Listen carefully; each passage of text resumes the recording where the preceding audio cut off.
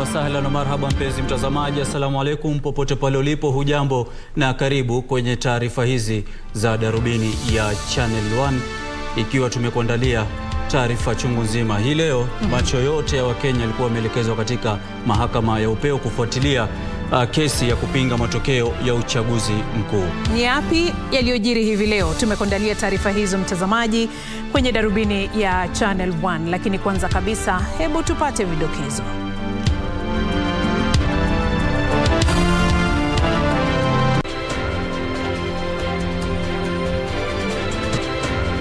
Vikao vya kusikiliza kesi dhidi ya matokeo ya uchaguzi wa urais vyaanza katika mahakama ya upeo, huku mawakili wa walalamishi wakiwasilisha taarifa zao.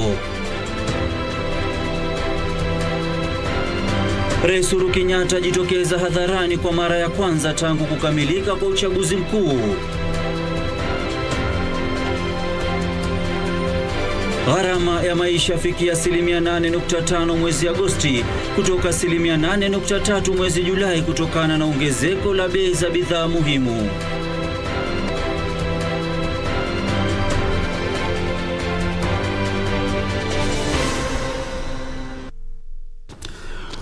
Karibu mtazamaji, na kuomba tuazime macho yako, masikio yako na muda wako hadi tamati. Mimi naitwa Ahmed Juma Bhalo, ukipenda niite AJB, na mwenzetu wa lugha ishara ni Lensa Odingo. Na mimi naitwa Beatrice Gatonye. Karibu kwenye Darubini ya Channel 1. Rais Uhuru Kenyatta hivi leo ameonekana hadharani kwa mara ya kwanza baada ya uchaguzi mkuu wa urais wa hivi majuzi. Kiongozi wa taifa aliyekuwa ameandamana na viongozi wa eneo la Pwani wanaoegemea mrengo wa Azimio la Umoja, wakiongozwa na gavana wa Mombasa anayeondoka Hassan Ali Joho, walizuru barabara za Mombasa wakisalimia wakazi ambao walikuwa wamekusanyika kando ya barabara. Hata hivyo, rais hakuhutubia halaiki ya watu. Hapo awali rais aliandaa mkutano wa faragha na viongozi hao katika afisi ya gavana wa Mombasa.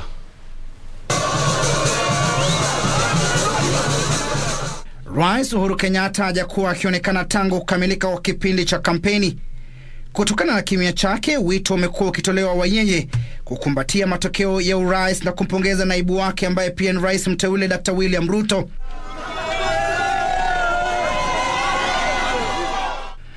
Hivi leo walionekana kwa mara ya kwanza mjini Mombasa, akiandamana na viongozi wa eneo la Pwani wanaoegemea muungano wa Azimio la Umoja, wakiongozwa na gavana wa Mombasa anayeondoka Hassan Joho pamoja na gavana mteule Abdul Swamad Sharif Nasir. Maelezo ya mkutano walioandaa kabla ya kuzuru barabara kadhaa jijini humo bado hayajabainika, kwani ulifanyika faragani.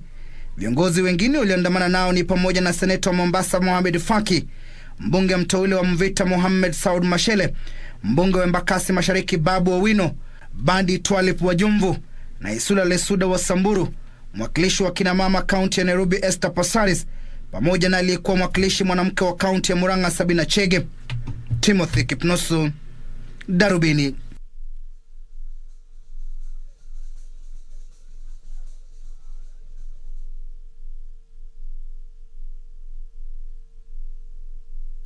Na bila shaka mtazamaji, wa Kenya wamekuwa wakijiuliza Rais Uhuru Kenyatta yuko wapi? Alikuwa kimya kwa muda, lakini hii leo ameonekana hadharani kwa mara ya kwanza. Na mtazamaji, tukisonga mbele, wakili James Orengo alisema Ruto hakupata zaidi ya 50% ya kura kulingana na katiba ili atangazwe kuwa mshindi wa uchaguzi wa urais. Orengo anayemwakilisha mgombea urais wa muungano wa Azimio Raila Odinga na Martha Karua alisema kulikuwa na tofauti katika idadi ya kura zilizotumwa kwa mitambo ya IBC na zile zilizotangazwa, na kwamba huo ni ushahidi tosha wa kubatilisha matokeo ya uchaguzi wa urais. Aliungwa mkono na wakili Paul Mwangi aliyekosoa tume ya uchaguzi pamoja na mwenyekiti wa tume hiyo Wafula Chebukati kwa kutowaruhusu makamishna wanne wa tume hiyo alipokuwa akitangaza matokeo. On the 9th of August 2022, on or about 1600 hours, 1 hour before the close of polls, the first respondent reported through various public news media outlets the voter turnout around the country was fairly low and was at an average of 52% of the registered number of voters. On 10th of August 2022, at or about 13 hours, in his first media briefing to the public following the close of polling, their second respondent announced that the total voter turnout in the general election as captured in the electronic voter identification kits, that is the KIM kits, was 65.4%, equivalent to 14,466,779 voters. Roman 3, the second respondent, however, indicated that he expected the above number to rise once the number of votes identified manually was taken into account.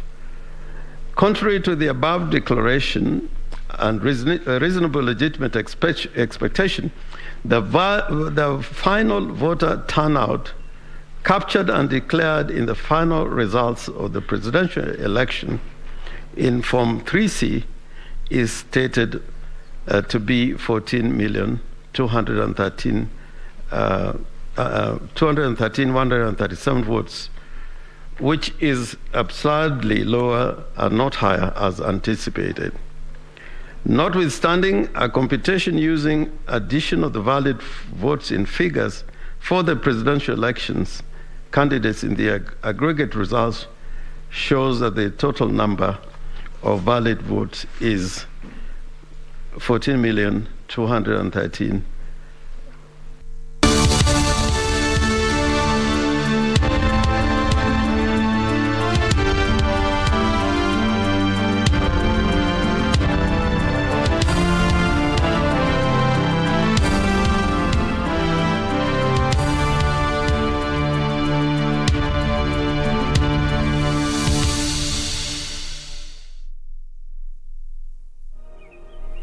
Mimi niko digital sasa.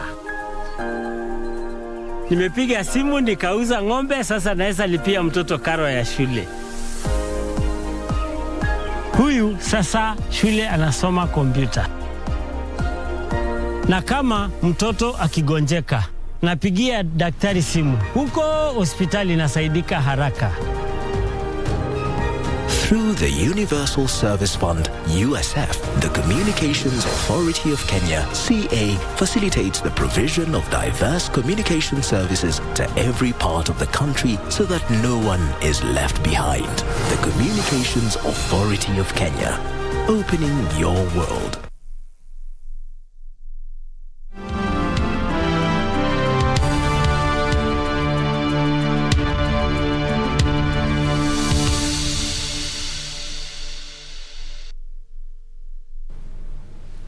Karibu tena mtazamaji, unaendelea kutazama Darubini ya Channel 1 huku tukisalia kwenye mahakama ya upeo. Naam, bila shaka mtazamaji, seneta mteule wa kaunti ya Busia Okiya Omtata amewasilisha mahakamani takwimu anazosema zinadhihirisha kwamba William Ruto hakupata zaidi ya 50% ya kura zilizopigwa ili kumwezesha kutangazwa kuwa mshindi kwenye uchaguzi mkuu wa tarehe 9 mwezi Agosti. Omtata aliyepinga matokeo ya uchaguzi huo alisema kulikuwa na kasoro nyingi za hisabati na kwamba kura 140,138 samahani hazikujumuishwa idadi idadi ya kura.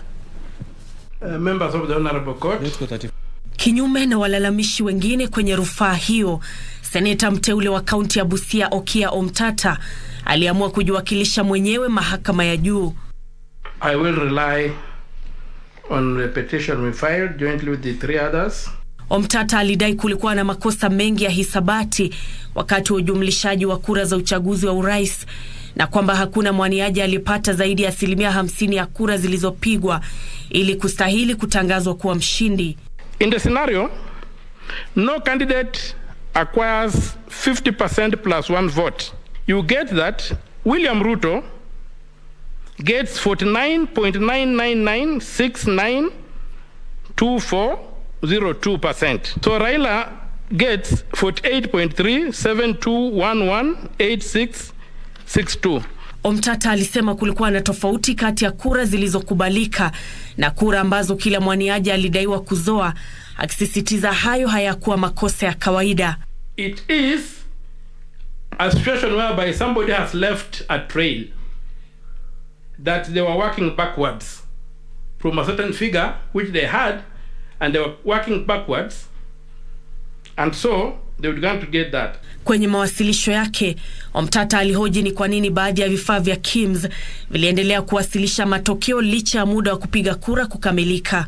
The KIMS kits are transmitting some 23 hours later, still transmitting data the day after the voting, and we know that it's only elders where elections were taking place. Now, when you analyze that data, you find that 508,647 ballots are added on the 10th. And you saw Land Council Willis show that the audit of the register had almost the same number of ghost voters.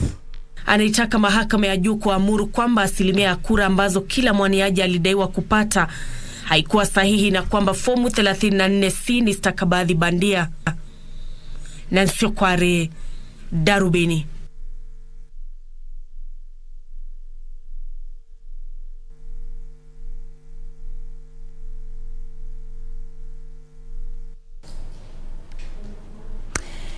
Haya, sasa ni muda wa biashara. Kisha hapo baadaye mwenzangu Timothy Kiphaf upande ule mwingine yuko ngangari kabisa kukuletea zile za viwanjani. Kenya inanuia kuimarisha mauzo ya maparachichi nchini Armenia katika juhudi za kufikia soko la Urusi kwa njia isiyo ya moja kwa moja. Mkurugenzi wa idara ya mimea na mboga na matunda Benjamin Tito amesema kuwa Kenya ilisitisha mauzo ya moja kwa moja ya maparachichi nchini Urusi kufuatia mzozo baina ya Urusi na Ukraine baada ya kuamua na badala yake kuamua kutumia mataifa jirani kufikia soko la Urusi ambalo ndilo linalonunua aina ya maparachichi ya Fut kutoka Kenya. Kwa hizi na taarifa nyinginezo, huu hapa ni mkusanyiko wa taarifa zetu za biashara. Tangu vita baina ya Urusi na Ukraine vilipozuka mapema mwaka huu, mauzo ya Kenya ya maparachichi nchini Urusi yamepungua kwa 90%, huku wakulima wakilazimika kupunguza kwa nusu bei ya aina ya mmea huo ya Fuerte.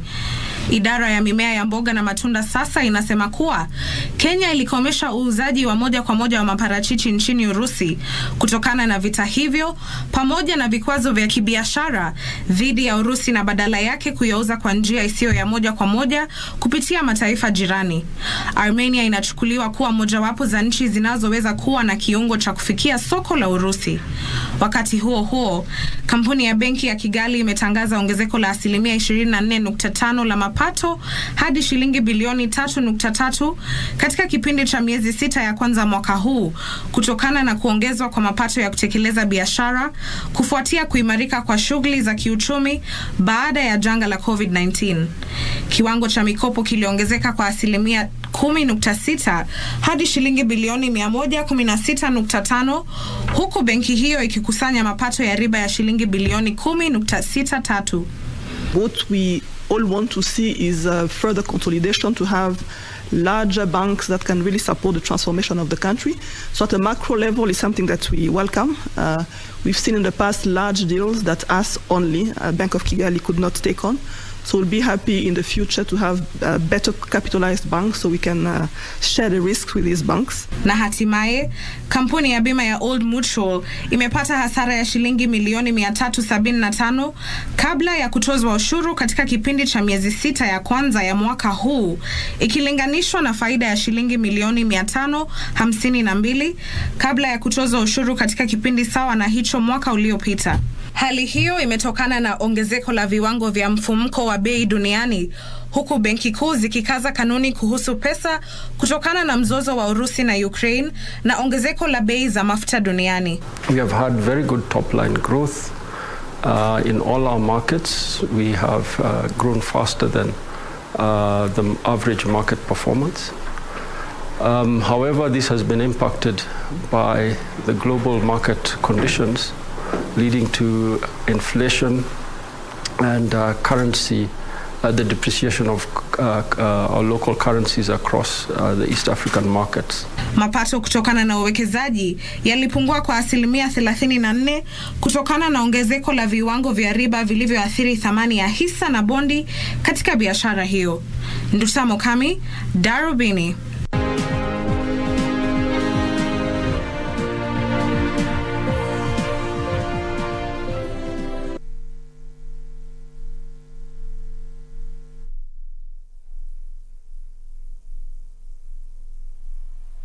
The Communications Authority of Kenya, CA, regulates the broadcasting industry, promoting development of local content and ensuring responsible use of broadcasting platforms for national good. Brother!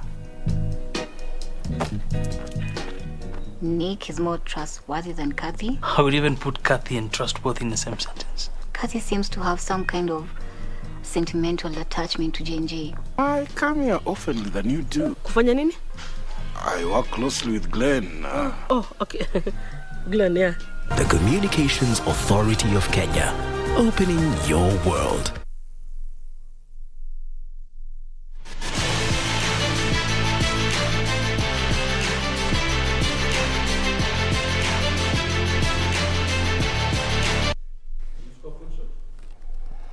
Kitambulisho hicho ni ishara tosha kwamba ni wakati wa habari za michezo. Karibu, mimi naitwa Timothy Kipnusu.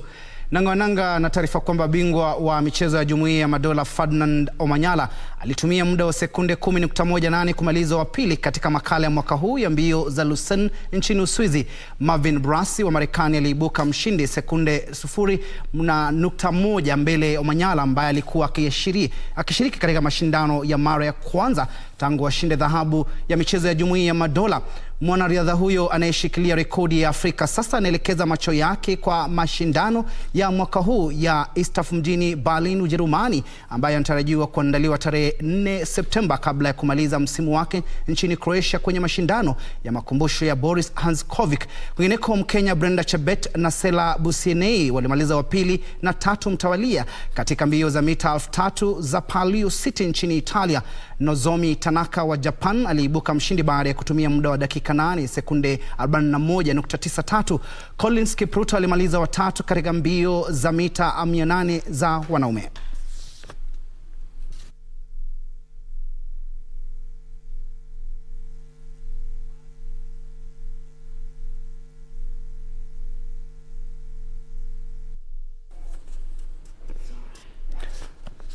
Mwelekezi wangu ananiarifu ya kwamba ni hayo tu kwenye habari za spoti. Naelekeza mikoba kwa wenzangu Bhalo pamoja na Gatonye waweze kutamatisha Darubini. Mimi ni Timothy Kipnusu, Mola Arkidhia. Tucheze tena hapo kesho.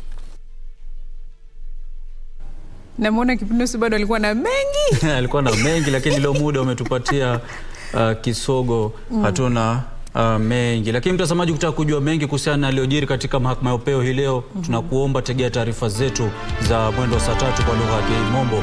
Mimi naitwa Ahmed Juma Bhalo, ukipenda niite AJB. Maulana kiridhia, inshallah kesho pia ni siku. Assalamu alaikum. Bila shaka imekuwa fahari yetu kukuletea Darubini ya Channel 1 jioni ya leo. Tufanye hivi hapo kesho saa 1 kamili majaliwa. Naitwa Beatrice Gatonye, mtangazaji wa ishara ni Lensa Odingo.